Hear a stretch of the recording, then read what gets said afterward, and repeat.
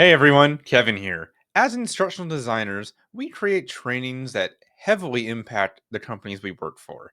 Everything from onboarding of new employees to critical change management updates of older coursework.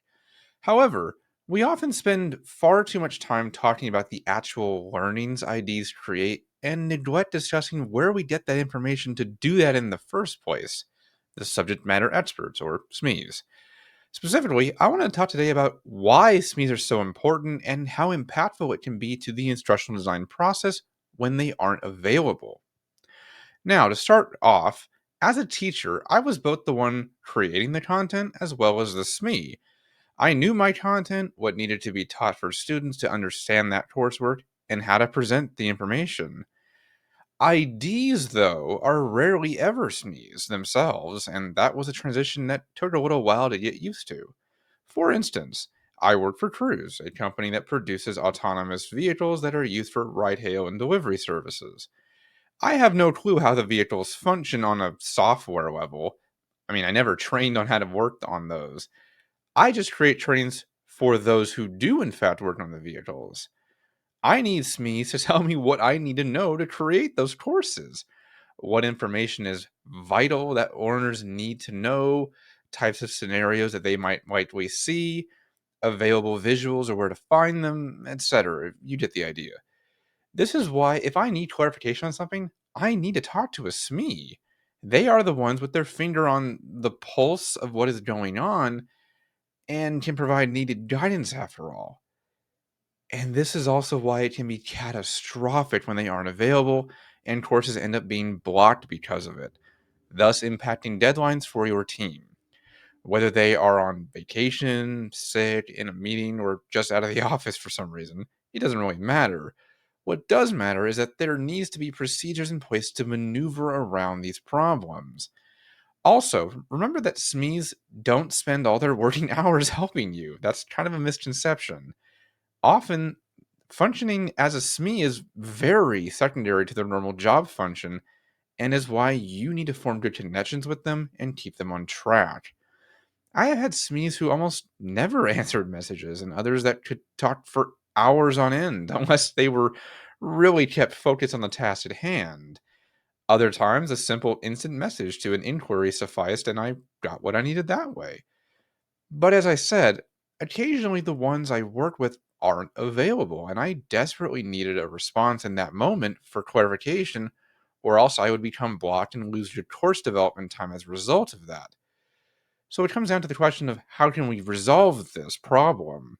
Well, those of you on LinkedIn are used to networking, right? That should not stop after you get a job. Keep networking with your coworkers and SMEs.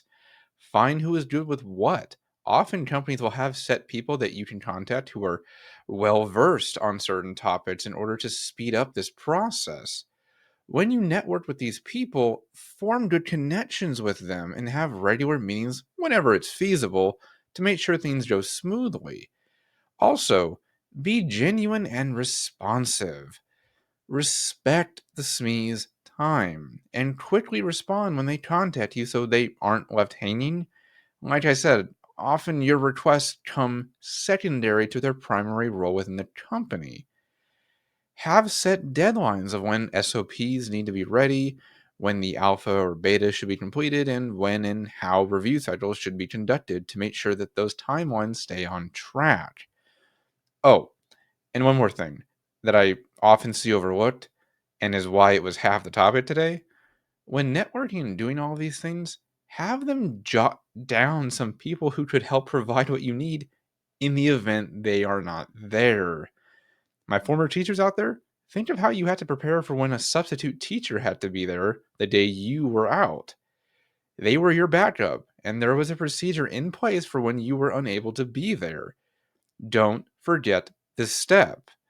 Even though for some reason I have found so few people illuminate the importance of that, frankly. This is also why, even though it isn't ideal, when a SME I need to speak with is out, there are others I can turn to when needed and still keep development cycles on track.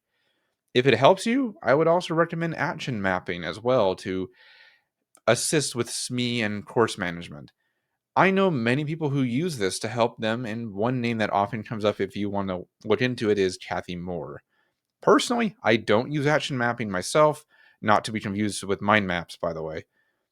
But instead, I use other tracking methods like project management software to accomplish the same task, as well as keep track of hours and other things. But when it comes down to it, though, listen to SMEs. Sometimes I have seen IDs called this the pass the microphone idea. Too often we talk when we should be listening instead, particularly with SMEs. Plus, never forget that they are your coworkers. Be cordial and respectful of your SMEs' time, and they will go out of their way to help you in the future. There's always the added benefit of improved course development on top of all of this, too. I remember there are always being kind of a quid pro quo type arrangement in education, ironically, and that led to a lot of people fending for themselves, which wasn't conducive for anyone, as you can imagine. SMEs and IDs, on the other hand, need to work in tandem to help the best training results, or else you have a course that looks nothing like what the SMEs had in mind, and delays pile up due to multiple rounds of revisions. So keep this important dynamic in mind, especially when you are first starting out and creating a portfolio. Practice doing this with people who are experts with the sample trainings you create. It goes a long way in the long run. But that's it for today. If you need any help navigating this topic or need some further guidance, I am always here to help.